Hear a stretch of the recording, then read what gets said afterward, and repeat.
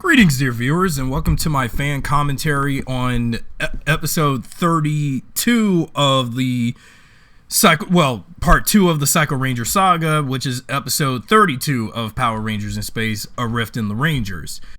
With this continuing the Psycho Ranger storyline, but although first at this point is a recap, with a recap of the previous episode, Carlos on Call. But if you want to see my commentary on Carlos on Call, it's available. It's been available ever since 2 years ago. On to the main Psycho Ranger story, but we begin the episode with Cassie cleaning up the mega ship. I know it's a funny thing to set this episode up because it's a girl power episode between Ashley and Cassie arguing. While they did have an episode like this in Turbo, though, which was silly and goofy, but here it's rather more serious to fit with the more serious tone of In Space. Cassie's quite a neat freak. All those breadcrumbs, cornbread crumbs, vegetable crumbs, all that. And then what it looks like potato chip crumbs. I always, for years, have always found this part with them arguing funny, because especially once when Cassie scolds Ashley for, she doesn't see her with a mop cleaning the place, her and her acrylic nails. Man, I didn't know Cassie has obsessive compulsive disorder. Never saw that before. And even TJ and Carlos, they are confused by why the girls are fussing and arguing. Calling Ashley a pig? Oh, that's insulting.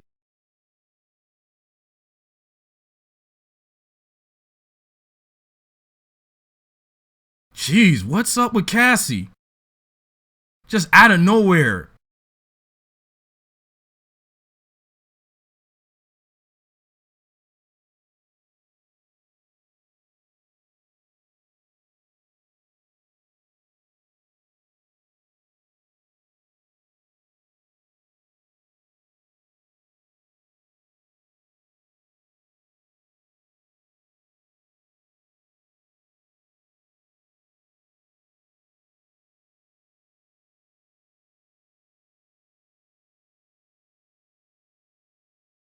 Oh, the Psycho Rangers were included in one shot for the opening credits.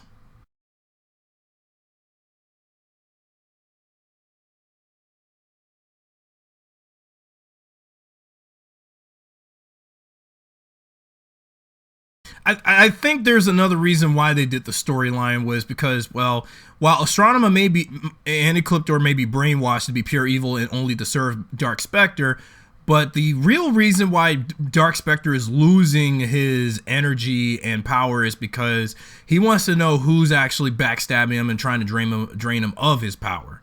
That would be the Psycho Rangers, because she wants to plan on overthrowing the Psycho, use the Psychos to get Dark Spectre out of the way. So she would be the one that would take over the entire universe.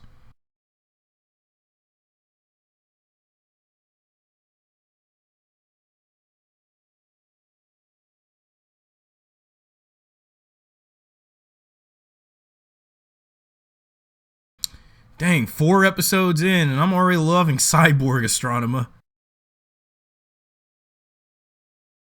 The only reason she got the Psycho Rangers is to use up all of Dark Spectre's energy and power, so that way, that's why the Psycho Rangers were made. If Pink and Yellow of Good are having a bad time, Psycho Pink and Psycho Yellow is having a much rougher time. And of course, girl power. Yay.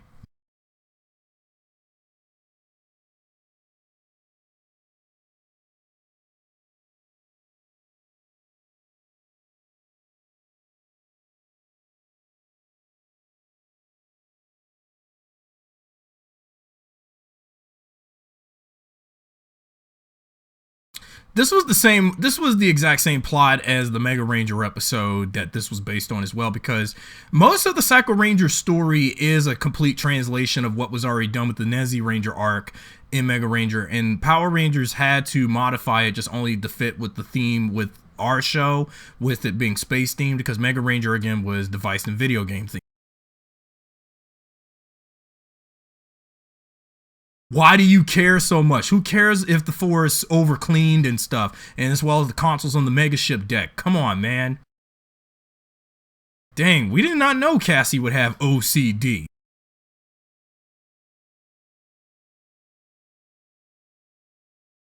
Yeah, even though TJ may not be the leader anymore, and this ain't Turbo no more, but even though he's still second in command and kind of a boss in a way.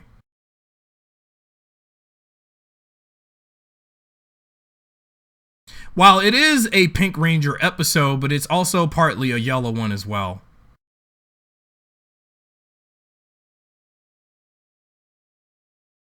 Yeah, they are acting like something that 2-year-olds, if not 5-year-old kids act when they get into arguments and then the mom and dad have to separate the kids from acting up. On the ship for a long time? Well, we don't even know how many days you guys have been flying in space trying to find Zordon, so.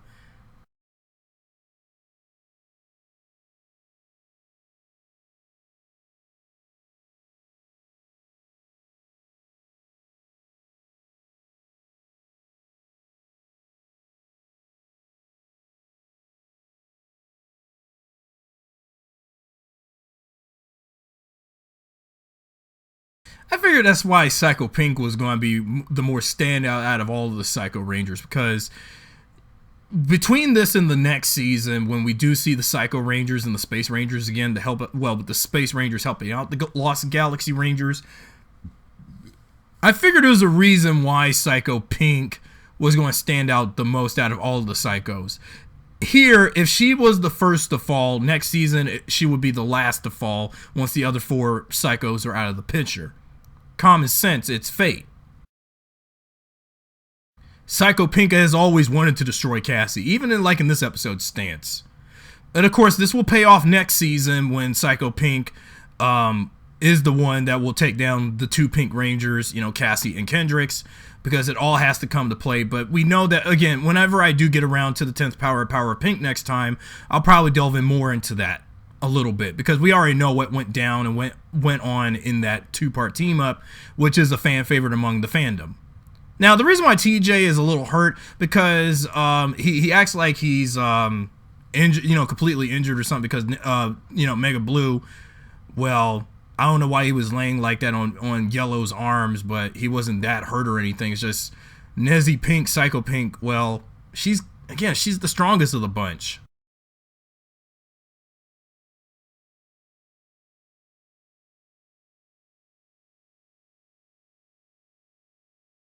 That's obviously Psycho Yellow and human elderly woman disguise. After all, they even tried to attack an elderly woman 2 episodes ago.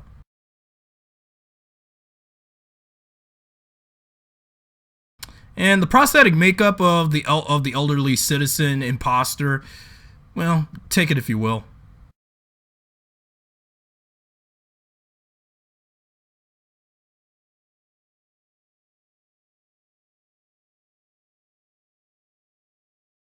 Yeah, I knew that Psycho Yellow can be a little deceitful, because Pink was all about because again, Pink just really wants Cassie dead. But again, wait till next season in the Pink Ranger centric team up episode.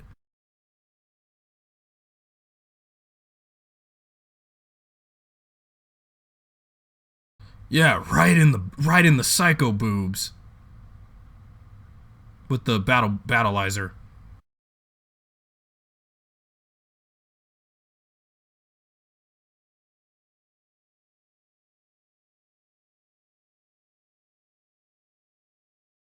Well, see, with all of that OCD and stuff, that clouded your judgment and caused your friend to get captured by the Psycho Ranger women.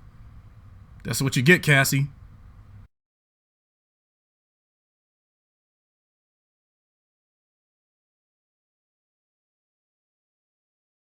It sucks that Psycho Yellow, instead of Carlos on call, they should have had, Psycho Yellow attack Ashley last episode or something. But the last episode was a Carlos episode, which didn't really mean anything to the Psycho Ranger arc. It should have felt like a filler episode that should have been before the Psycho Rangers came along and was introduced.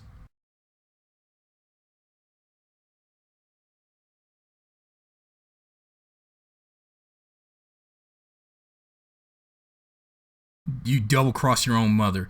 I don't even. Well, the Psycho Rangers.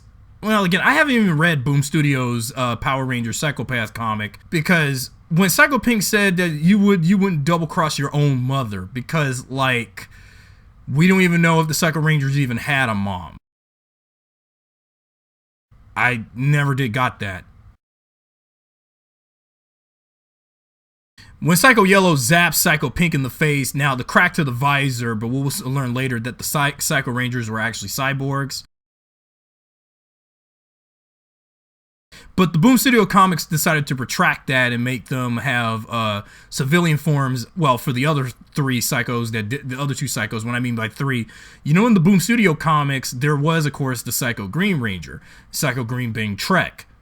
But Psycho Pink and Psycho Blue, we never saw human forms of before. But I'll just delve into that when I get to Silence is Golden.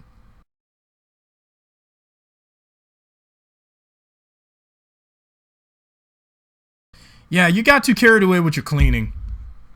You caused Ashley to get kidnapped by the psycho girls, so.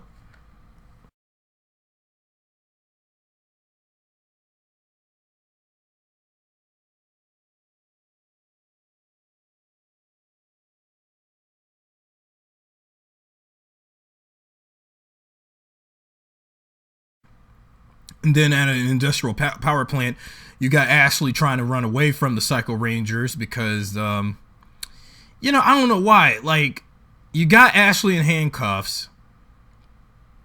This was also in Mega Ranger, also with Mega Yellow, trying to run away from Nezzy Pink and Nezzy Yellow as well.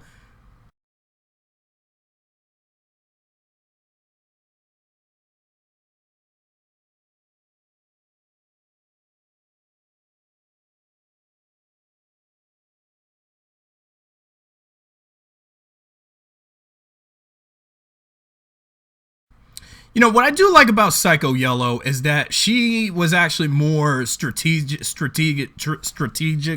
Sorry for getting my tongue tied about that. I can't even talk tonight with that.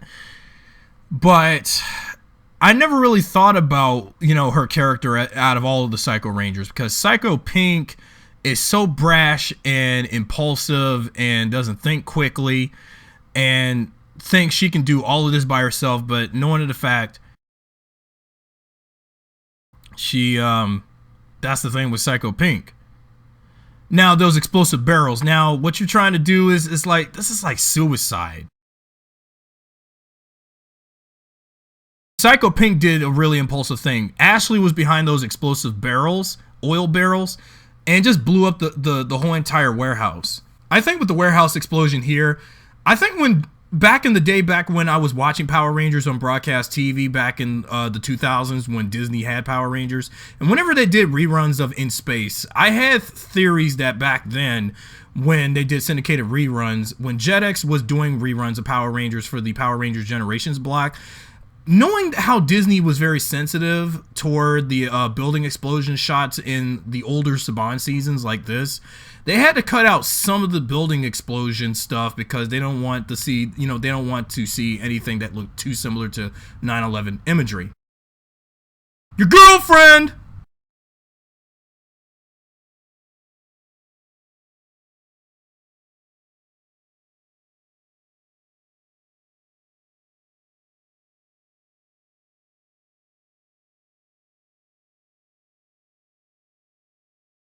Basically, it should have been Cassie that should have been kidnapped, but given what was in the Mega Ranger footage, it was Yellow that was kidnapped. So, again, going by what was in the footage. That's right, loser! Is that the best callback to Psycho Pink that you got, Cass?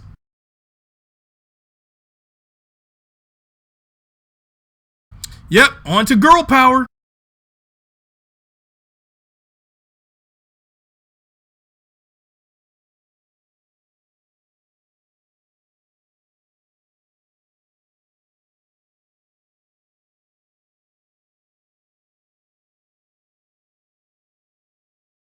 Psycho Pink's bow is very similar to, well, again, since Pink has the satellite stunner, but this bow It's very reminiscent to the bow and arrow shooter that we had for, like, with the power bow from Kimberly, or the turbo wind charger that the Pink Turbo Ranger Cassie or Catherine had when they were the Pink Turbo Ranger.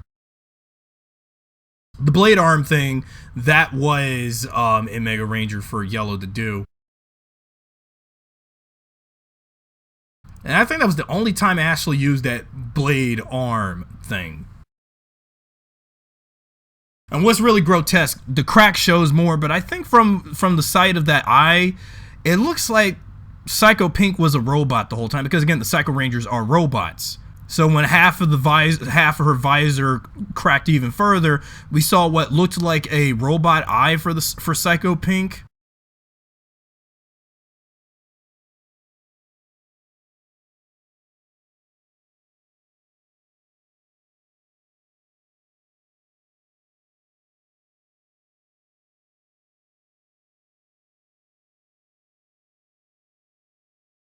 While we do get Psycho Pink's monster form in Sentai footage, but when we get to Power of Pink next season, the whole fight with Psycho Pink, well, even though they managed to still have the suit for her in time for that episode, because that whole episode didn't use not much Sentai footage besides recycled footage of the Galaxy Rangers and their Megazord, and the Space Rangers and the Astro Megazord. But while everything else was all American footage, because again, Ginga Man versus Mega Ranger, well, which I'll delve to when I discuss that episode, had a totally different ordeal. I don't know about, out of all of the Psycho Ranger monster forms, now Psycho Pink, when it comes to the shoulders and actually her overall monster aesthetic, I don't know what she's supposed to look like. A blossom type, or I don't know, a tulip type monster with all of this pink, red, gold, and black with her, and then with the vines around her. What kind of monster is she though? In Psycho Monster form.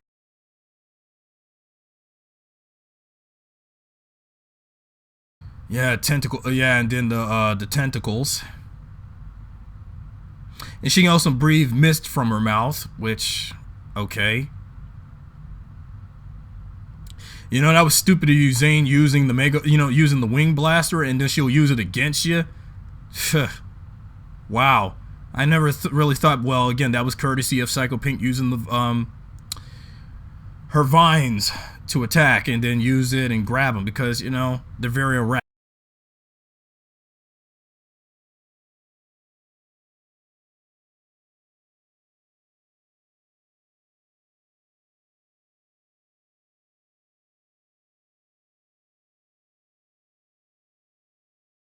It's a common occurrence in Sentai and PR with monsters with tentacles coming out and then grabbing the Megazords by the arms or legs, or tentacles around the neck. Because with a lot of Megazords, you don't hardly ever see the necks, because the heads are bigger than some Megazords have heads that are bigger than their own bodies.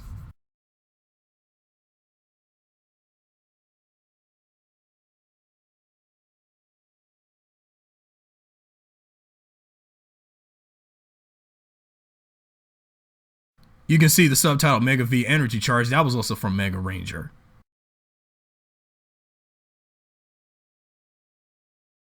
And then the Mega V3 missile is all red, but it looks a little bit pinkish enough to destroy her. So yeah, you can see some pink energy. Again, we'll foreshadow will yet to come for next season's team up when Psycho Pink returns, only to take down the two Pink Rangers of Kendricks and Cassie when we get to that. With Psycho Pink out of the picture, it's only down to red, yellow, blue, and black.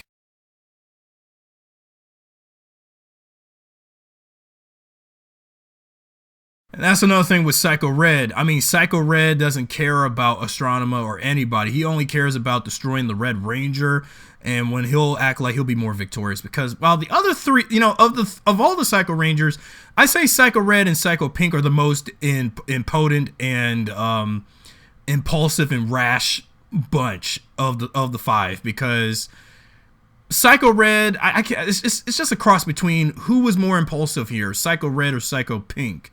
But again, when I get to later throughout the saga.